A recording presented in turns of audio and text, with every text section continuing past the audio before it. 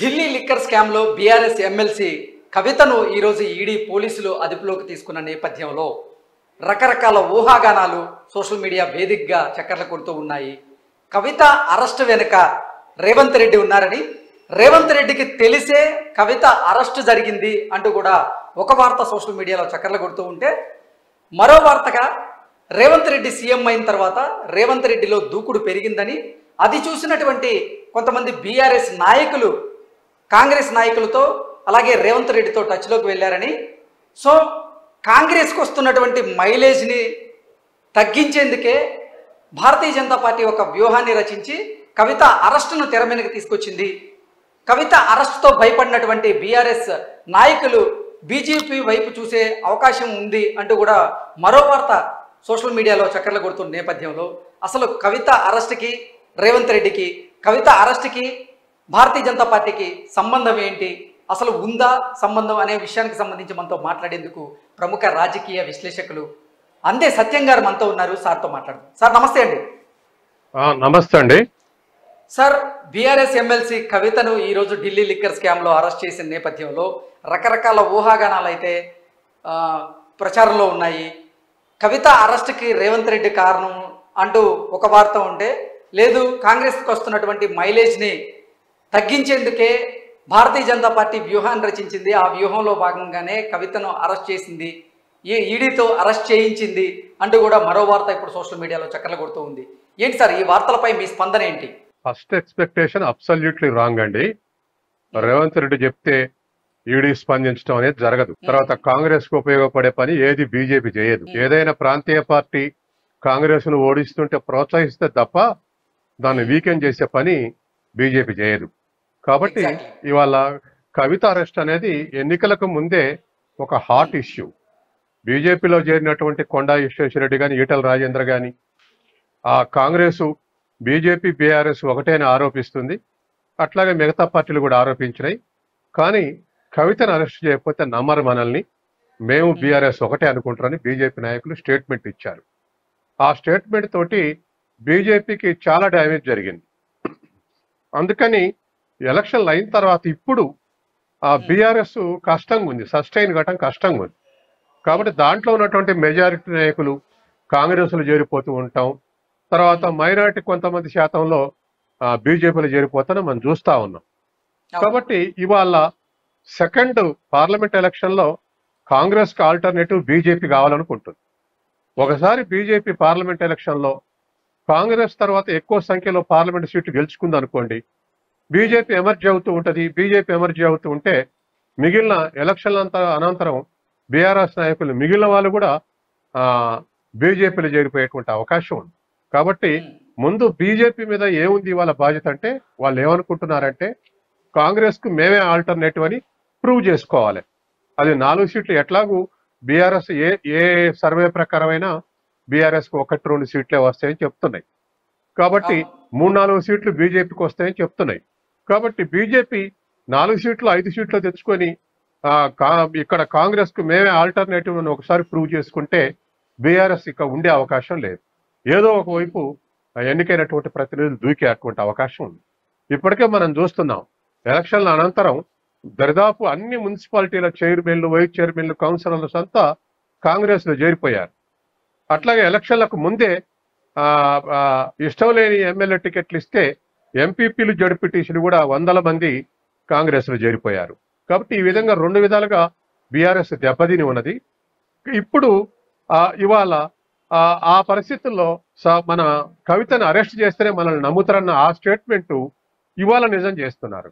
అంటే ఇవాళ పార్లమెంట్ ఎలక్షన్ల ముందల కవితను అరెస్ట్ చేసి మాకే పొత్తు లేదని ప్రజలకు ఇండికేషన్ ఏదలుచుకున్నారు. అందుకే ఇవాళ కవితను అరెస్ట్ చేశారని, ఈ సమయాన్ని ఎన్నుకున్నది అందుకే అని బీజేపీ అందుకే ఎన్నుకున్నది నాకున్నటువంటి అభిప్రాయం. ఓకే సత్యం గారు, అంటే అసలు ఈ ఢిల్లీ లిక్కర్ స్కామ్లో ఇప్పటికే కవితను పలుమార్లు విచారించారు. విచారణ చేసిన నేపథ్యంలో ఈరోజు కూడా ఈడీ అధికారులు 5 గంటల పాటు విచారణ చేశారు. చేసిన తర్వాతే ఈడీ అధికారులు ఆవిడ్ని అదుపులోకి తీసుకున్నారు. ఏంటి ఎన్నికల దగ్గర పడుతున్న నేపథ్యంలో ఇన్ని రోజులు అరెస్ట్ చేయకుండా ఇప్పుడు మాత్రమే అరెస్ట్ చేయడానికి కారణం ఏంటి? రేపు ఎన్నికల షెడ్యూల్ రిలీజ్ కాబోతుందంటూ కూడా ఒక వార్త ఇప్పుడు మనం చూస్తూ ఉన్నాం. ఈ నేపథ్యంలోనే అసలు కవితను ఇప్పుడు అరెస్ట్ చేస్తే బీఆర్ఎస్ నేతల్లో భయాందోళనలో వస్తాయి, అందుకే వాళ్ళందరూ కూడా బీజేపీ వైపు చూసే అవకాశం ఉందని ఈ సమయాన్ని ఎంచుకున్నారా అంటే ఏం చెప్తారు? టెక్నికల్ గా ఢిల్లీలో కవితని విచారణ చేసినప్పుడు ఆవిడ సాక్షిగానే వెళ్ళింది. ఆ తర్వాతనే అక్యూజ్డ్ గా చేర్చారు. కాబట్టి కవితని అప్పుడు సాక్షిగానే విచారించారు తప్ప ఇప్పుడు అక్యూజ్డ్ గా విచారించారు. ఇది ఒక అంశం. రెండవది, ఈ సమయం ఎందుకు ఎంచుకున్నారంటే ఖచ్చితంగా పొలిటికల్ బెనిఫిటే, బీజేపీకి పొలిటికల్ బెనిఫిట్ కొరకే. ఎందుకంటే కవితని అరెస్ట్ చేయటం అనేది నాయకులు భయపడి చేరటం వల్ల ఓటింగ్ షిఫ్ట్ అవుద్దని నేను అనుకోను. కానీ గత నెల రోజులుగా బీజేపీ నాయకులు ఒక వరి అవుతున్నారు. అసెంబ్లీ ఎన్నికలప్పుడు లాగానే ఇప్పుడు కూడా బీఆర్ఎస్ నాయకులు డ్రామాలు ఆడుతున్నారు, పరోక్షంగా పుకార్లు పుట్టిస్తున్నారు. మేము బీజేపీ ఒకటే, మాకు బీజేపీకి ఒత్తుండబోతుంది, ఎలక్షన్ తర్వాత మేము బీజేపీకి మద్దతు ఇవ్వబోతున్నాం, మాకు బీజేపీకి ఒక అండర్స్టాండింగ్ ఉంది అని జనాన్ని మభ్యపెట్టడానికి చూస్తున్నారు బీఆర్ఎస్ వాళ్ళు. అది నిజం కాదని చెప్తూ వస్తున్నారు. ఇప్పుడు అది రుజువు చేయటానికి మేము కరెక్ట్ కాదు, మాకు ఏ పొత్తు లేదు బీఆర్ఎస్ తోటి అని చెప్పేసి రుజువు చేయడానికి వాళ్ళ కవితను అరెస్ట్ చేశారనేది నాకున్నటువంటి ఒపీనియన్. ఎప్పుడైతే ఒకటి కాదు అనుకున్నారో అప్పుడు ఓటింగు కాంగ్రెస్ ని ఎదుర్కొనే శక్తి బీజేపీకి ఉంది అనేటువంటిది ఇవాళ పార్లమెంట్ ఎలక్షన్ లో దానికి ఉన్నటువంటి అడ్వాంటేజ్. అదే లోకల్ బాడీ ఎలక్షన్స్ అయితే కాంగ్రెస్ కు బీఆర్ఎస్ఏ పోటీదారు ఉండేది. కానీ పార్లమెంట్ ఎలక్షన్ లో ప్రాంతీయ పార్టీకి డిసడ్వాంటేజ్, బీజేపీకి అడ్వాంటేజ్, మోడీ అడ్వాంటేజ్, ఈ అన్ని అడ్వాంటేజ్ల వల్ల ఇవాళ షిఫ్టింగ్ రోజు రోజుకు సర్వేలో మనకు తెలుస్తున్నది ఏమిటంటే ఓటింగ్ బీజేపీకి షిఫ్ట్ అవుతుంది, ఏది బీఆర్ఎస్ ఓటింగ్. కాబట్టి ఖచ్చితంగా ఇప్పుడు కవితను అరెస్ట్ చేస్తే ఖచ్చితంగా కాంగ్రెస్ ను ఎదుర్కొనేది మేమే, మాకు బీఆర్ఎస్ తోటి ఎటువంటి పొత్తు లేదని క్లియర్ చేయడానికి అరెస్ట్ చేశారని నేను అనుకుంటున్నాను. ఓకే సార్, ఇప్పటికే బీఆర్ఎస్కి సంబంధించినటువంటి కొంతమంది నేతలు, దానం నాగేంద్ర గారు కానివ్వండి, మల్లారెడ్డి కానివ్వండి, ఇలా చాలామంది నేతలు కాంగ్రెస్ నేతలతో అలాగే సీఎం రేవంత్ రెడ్డి గారితో టచ్లో ఉన్నారంటూ కూడా ఒక ప్రచారం అయితే జరుగుతున్న నేపథ్యంలో ఏంటి కవిత అరెస్ట్ తర్వాత బీఆర్ఎస్లో ఉన్నటువంటి ముఖ్య నేతలందరూ కూడా కాంగ్రెస్కి వెళ్ళే అవకాశం ఉందా, లేదంటే భారతీయ జనతా పార్టీకి వెళ్ళే అవకాశం ఉందా అంటే ఏం చెప్తారు? మీ అభిప్రాయం ఏంటి? అరెస్టుకు ముందే కాంగ్రెస్ పార్టీకి టచ్ లోకి వచ్చారు చాలా మంది కాంగ్రెస్ నాయకులు. ఎలక్టెడ్ రిప్రజెంటేటివ్స్, ఎమ్మెల్యేలు కానీ ఎమ్మెల్సీలు కానీ ఎలక్టెడ్ రిప్రజెంటేటివ్స్ కాంగ్రెస్ లో చేరే అవకాశం ఉంది. ఎందుకంటే వాళ్ళ పనులు చక్కబెట్టుకోవటానికి 5 ఏళ్ళు అవసరం, ఏదైతే కలిసి వస్తే పదవులు ఇచ్చే అవకాశం ఉంది. కాబట్టి ఏ రూపంలో చూసినా ఎలక్టెడ్ మెంబర్స్ మాత్రం కాంగ్రెస్ లో చేరే అవకాశం ఉంది. ఇప్పటివరకు చేరినటువంటి వాళ్ళు, చేరుతున్నటువంటి వాళ్ళు కూడా పసునూరు రవీందర్ కానీ, జలగ వెంకట్రావు కానీ, లేకపోతే రేపు చేరుతున్నటువంటి వాళ్ళు కానీ, ఇటువంటి వాళ్ళందరూ ఎలక్టెడ్ మెంబర్సే. కాబట్టి ఇటువంటి వాళ్ళందరూ కూడా కాంగ్రెస్ లో చేరి బెనిఫిట్ అయ్యేటువంటి అవకాశం ఉంది. తర్వాత అట్లా కాదు, 5 ఏళ్లు పోరాడదాం, బీజేపీలో అయితే ఒక సుస్థిర స్థానం ఖాళీలు ఉన్నాయి, రేపు రానున్న కాలంలో ఎమ్మెల్యేలు కానీ ఎంపీలు కానీ అని చెప్పేసి అనుకున్నటువంటి వాళ్ళు బీజేపీలో చేరే అవకాశం ఉంది. ఏదేమైనా ఇవాళ పార్లమెంట్ ఎలక్షన్ అనేవి బీఆర్ఎస్ మెడ మీద కత్తిలాగా వేలాడుతున్నాయి. తర్వాత రెండోది కూడా ఏమిటంటే చేసిన తప్పు బాగా కుటుంబాందే పెత్తనం అని బాగా ప్రచారం అయి ఉన్నది. తర్వాత ఏ మినిస్టర్లు ఇండిపెండెంట్ గా వర్క్ చేసినట్టుగా మనకు అవుపడలేదు. అంత హోల్ అండ్ సోల్ కేటీఆర్ కనుసన్నలనే పరిపాలిస్తున్నారు అనేటువంటిది వచ్చింది. ఇవన్నీ కూడా పదవులు అనుభవించే వాళ్ళకు, పదవుల ద్వారా సంపాదించుకునే వాళ్ళకు, ఉన్న ఇండివిజువల్ లేదు, ఉన్న వ్యక్తిత్వం లేదు, ఉన్న ఇండిపెండెన్స్ లేదు, ఎందుకు ఇక్కడ అనుకునేటువంటి వాళ్ళందరూ జంప్ అయ్యేటువంటి అవకాశం ఉంది.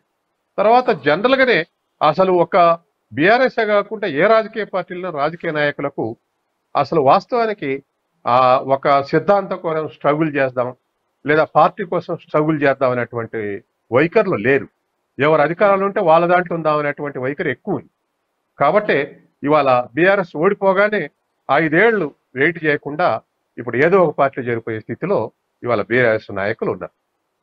ఓకే సార్, కవితని ఈడీ అదుపులోకి తీసుకోబోతుందని ఇటు రేవంత్ రెడ్డికి అటు కేసీఆర్కి ముందే తెలుసా అంటే ఏం చెప్తారు? రేవంత్ రెడ్డికి తెలిసే అవకాశం లేదండి.